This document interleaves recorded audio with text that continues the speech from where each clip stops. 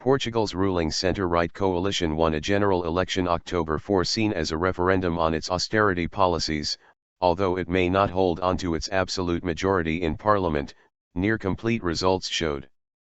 Prime Minister Pedro Passos Coelho's Portugal Ahead coalition was on 39.16% of the vote, according to results from more than three-quarters of constituencies, with the opposition Socialists of former Lisbon Mayor Antonio Costa trailing by more than 7 points. Costa, who campaigned on a promise of easing some of the painful reforms imposed on Western Europe's poorest country, was quick to concede defeat but ruled out stepping down as party leader. The Socialist Party did not achieve its stated objectives, and I take full political and personal responsibility, Costa told supporters in the capital. But he added, "I will not be resigning." October 4 victory by the centre-right, despite 4 years of swinging austerity that sent unemployment and emigration soaring, marks a rare case of a bailed-out country re-electing its government. The coalition between the Prime Minister's Social Democrats and the Conservative Popular Party needs 116 seats to control the 230-seat chamber, with early indications pointing to it falling just short. Passos Coelho campaigned on his record of having returned the country to fragile growth after one of the worst crises in its history, warning that the opposition socialists could undo the progress. His triumph at the polling booth could signal a turning of the tide in Europe, with the austerity governments of Eurozone Spain and Ireland about to face their electorates in the coming months. "We have had very tough times in past 4 years, with a lot of sacrifices. I am confident in the work I have done," Passos Coelho told journalists after voting in a Lisbon suburb. His coalition, in power since 2011, had trailed Costa's Socialists in the polls until July. The Socialists had vowed to roll back the tough reforms they claim went further than creditors demanded, but many believe they lost the propaganda battle. The right has succeeded in getting across the message that returning the Socialists would lead the country to bankruptcy, political scientist Antonio Costa Pinto told AFP.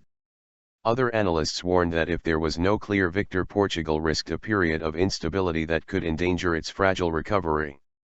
Costa, a fearsome negotiator, could block a minority centre-right government by joining forces with the left bloc and the communists, who between them were on course for 16% support. The biggest winner was voter apathy, with provisional figures suggesting a record 44.42% of abstentions. "Nothing will change anyway, austerity will continue," said Manuel Augusto, 75, who said he voted for the Socialists. Passos Coelho, a 51-year-old economist, campaigned on his record of having navigated Portugal safely through the debt crisis and to a return to growth last year after 3 years of recession. When he came to power, Portugal was on the verge of defaulting on its debt mountain. His socialist predecessor, José Sócrates, had just asked for a €78 billion, $88 billion, bailout from the European Union and the International Monetary Fund. Portugal exited the bailout scheme in May 2014, but only after harsh austerity measures and the biggest tax hikes in living memory. The jobless rate has since fallen to 12% from a peak of 17.5% at the beginning of 2013. But the recovery has yet to be felt on the streets. 1 in 5 Portuguese continue to live below the poverty line with an annual income of less than €5,000, $5,600.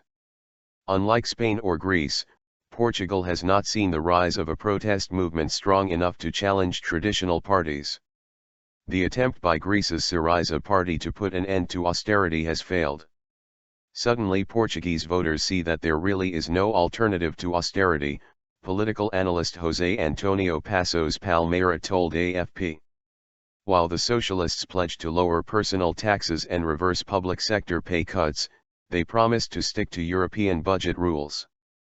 Party leader Costa, 54, has been hamstrung from the outset by scandal-hit predecessor Sócrates, who served as premier from 2005 to 11. Sócrates, 58, is under house arrest on suspicion of corruption and money laundering.